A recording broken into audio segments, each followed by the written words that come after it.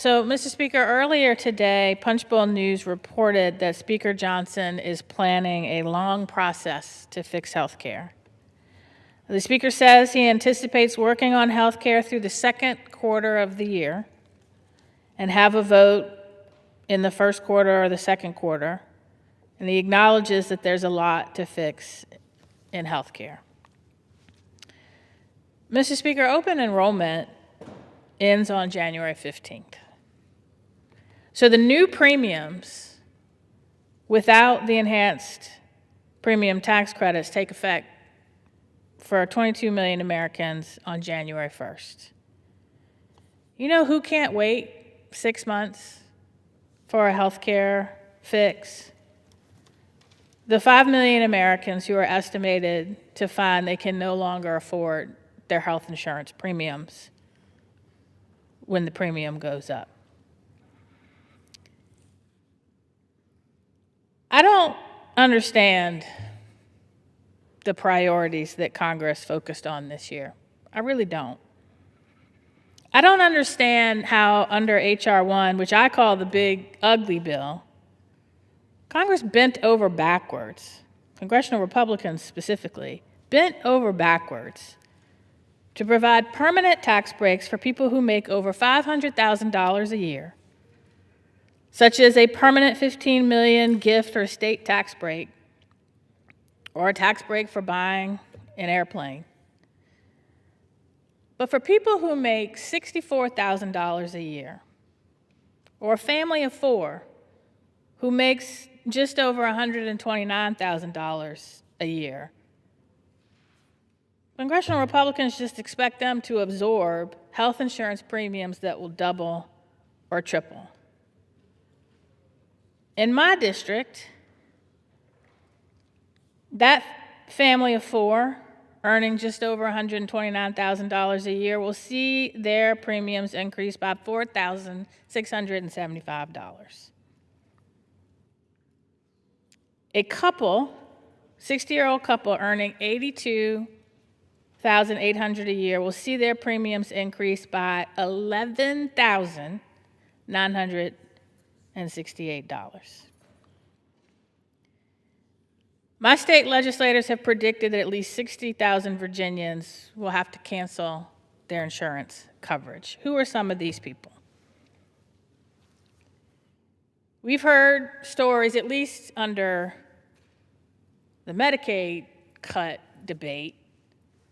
We heard Speaker Johnson say, well, these are these young men who are living in their parents' basement playing video games. Who are we talking about? Who are these families? They're going to see their health insurance premiums spike. They're restaurateurs, beauticians, landscapers, mediators, chiropractors, funeral directors, farmers, freelancers, contractors, gig workers. They are the ones caught in the crossfire of a political battle that has now reached a stalemate. Roughly half of the adults covered under the Affordable Care Act, about 10 million people, are small business owners. They're employees or the self-employed, according to KFF. And one of them lives in my district. Well, one of the businesses is in my district. There's several people who work there. Lester Johnson, his wife Yolanda, own and run Mama J's, which is a very good, highly recommended Southern cooking soul food restaurant in my district in Jackson Ward, which was once known as the Harlem of the South. I talked to Lester, and he said it's a lot of gamesmanship, and the people are like the pawns. Lester and his wife and his daughter rely on the Affordable Care Act. They pay right now about $700 a month. And he looked at his bill, and his bill would go up more than $1,400 if he loses the tax credit. He has about 40 employees, and they'll see their premium spike as well. It's a lot of money for people, Lester said. And not knowing what the price is going to be because of a stalemate in Congress adds uncertainty. I think everybody's feeling the anxiety. Who else can't wait for 6 months? A lot of people who rely on the Affordable Care Act live in states that voted for the current president.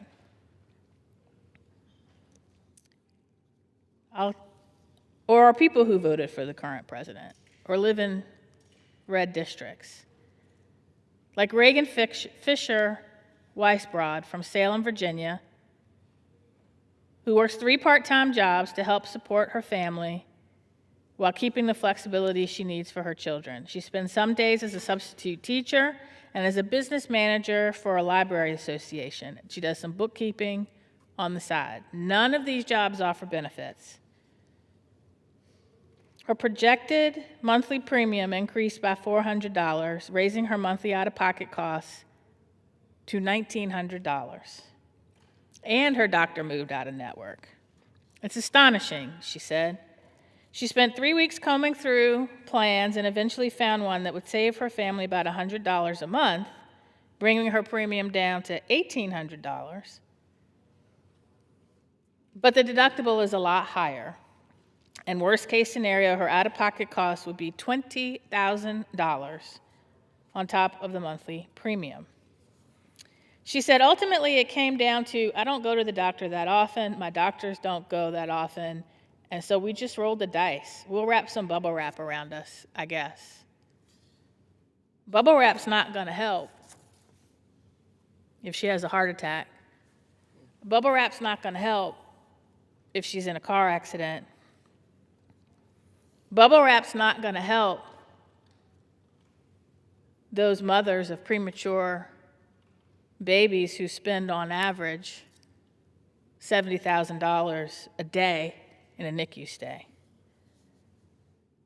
Victoria Cassels, an accountant in Roanoke, worries about her adult daughter in Richmond who's a self-employed graphic designer with autoimmune disease. This year, her monthly premium rose by $400, about 3 times higher than it was last year. She plans to help her daughter cover the cost if she can't take on enough work to meet the new expenses. Cassels, who prepares taxes for individuals and small businesses, says more of her younger clients are talking about dropping health insurance altogether. In the last few years, she's had a slew of clients in their 20s and 30s who have started their own business, just getting started in life. They don't have the savings to afford the increasing cost of health insurance. They're probably going to have to put off starting a family without health insurance because being pregnant and childbirth is pretty expensive, even with insurance. Ben Pierman is a financial advisor from Bent Mountain in Roanoke County, who also runs his own business. Higher monthly costs have led him to reconsider his options. A single man in his 50s, he pays for his own health plan, and next year his monthly premium will jump from $724 to $935. He can absorb the higher cost, but is considering switching to concierge care that would let him pay a flat monthly rate or an annual fee, but if he did that, he wouldn't have insurance if an accident happened. Accidents happen. I remember one such accident when my son, just before his 3rd birthday, grabbed my curling iron and burned his hand. After a trip to the emergency room, we were in a rural county that didn't have a burn unit. And they said, well, you can either, this was a Saturday, they said you can either go home to Richmond, 3-hour drive, and on Saturday there's a burn clinic, and they can take him then, or we can see if we can get him admitted to the hospital tonight. I said, well, we're going to see if we can get him admitted, because I had health insurance, and I knew the health insurance would cover it. If I didn't have health insurance, I probably would have had to wait for that burn clinic 3 days later.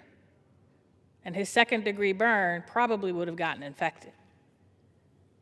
But we took the ambulance ride, we got to the hospital, and after that and a week in the burn unit, the total cost of that bill, and this is in 2013, so you know the prices have gone up. That entire bill, $15,000. Now, I had employer-provided insurance, so I paid $1,000.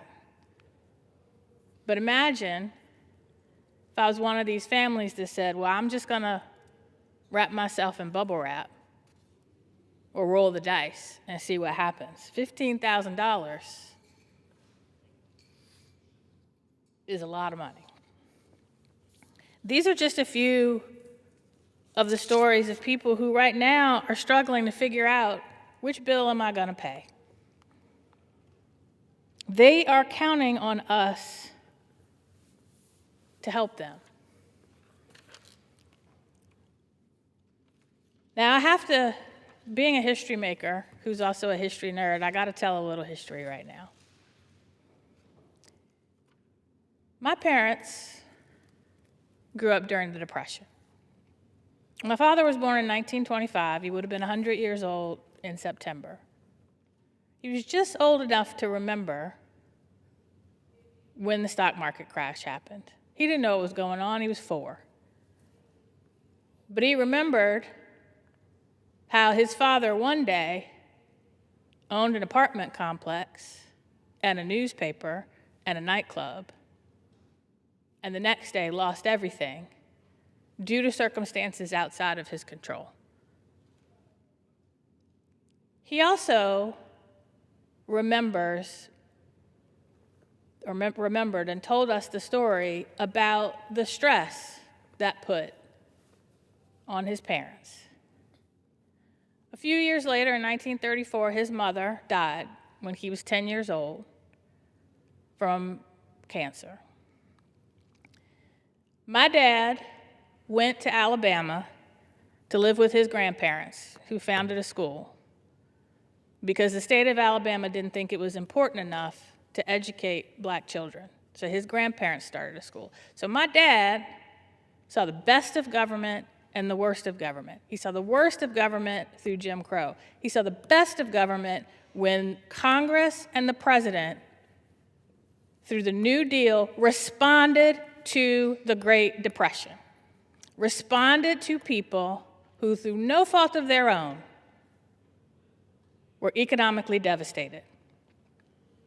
My mother was born in the middle of the Depression, so she never knew anything other than poverty. But she also experienced the best of government through the New Deal and the worst of government through Jim Crow. Telling me these stories, I came to understand, at its best, government is a force that helps people and solves problems, especially when those problems are due to factors beyond their control and the solutions are beyond their reach. That's the best of government. And the worst of government is when a few benefit from the oppression of the many. Now, we just commemorated the D-Day anniversary, a little bit later than the Depression, or as we were coming out of the Depression. There are only 12 people left who survived that.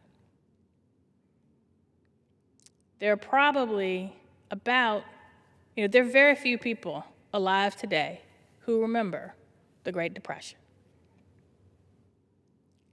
There are very few people today who remember when the United States government lived up to its better nature and reached out, not to give a handout, but a hand up to millions of Americans who in the blink of an eye lost everything and couldn't feed their families. My father was also a pastor. And so I can't help but think of him without thinking of Matthew 25, verses 31 through 40. This is the story of the sheep and the goats. And this is when Jesus talked about how when the Son of Man comes into his glory and all the angels are with him, all the nations, not the people, the nations, will be gathered before him, and he will separate the people one from another as a shepherd separates the sheep and the goats. He'll put the sheep on his right and the goats on his left. And he will say, "Come, you who are blessed by my Father, take your inheritance, the kingdom prepared for you since the creation of the world. For I was hungry, and you gave me something to eat. I was thirsty, and you gave me something to drink. I was a stranger, and you invited me in. I needed clothes, and you clothed me. I was sick, and you looked after me. I was in prison, and you came to visit." And the righteous will answer, "Lord, when did we see you hungry and feed you, or thirsty and give you drink? When did we see you a stranger and invite you in, or needing clothes and clothe you? When did we see you sick and in prison and go visit you?" And the king will reply, "Truly I tell you, whatever you did for the least of these, you did for me." Mr. Speaker, there are a lot of people in this country who are hungry, who are sick, who are unhoused, who are strangers, who are imprisoned. And this year, Congress basically said, "You're on your own." This year, Congress basically said, "We're going to make it harder for you to eat. We're going to make it harder for you to get the care that you need." The President of the United States fought all the way to the Supreme Court to keep from feeding hungry children from money that Congress appropriated for that purpose in the event of a shutdown. We passed legislation that will strip an estimated 17 million Americans of their health insurance at a time when Americans are looking to us to help them and solve problems. Now, the Affordable Care Act is not perfect. But do we really want to say to 22 million people, because Congress cannot stop playing political football with your lives, you have to gamble with whether or not to pay your health insurance bill when it is priced out of your reach? They're expecting us to act. We have 22 days.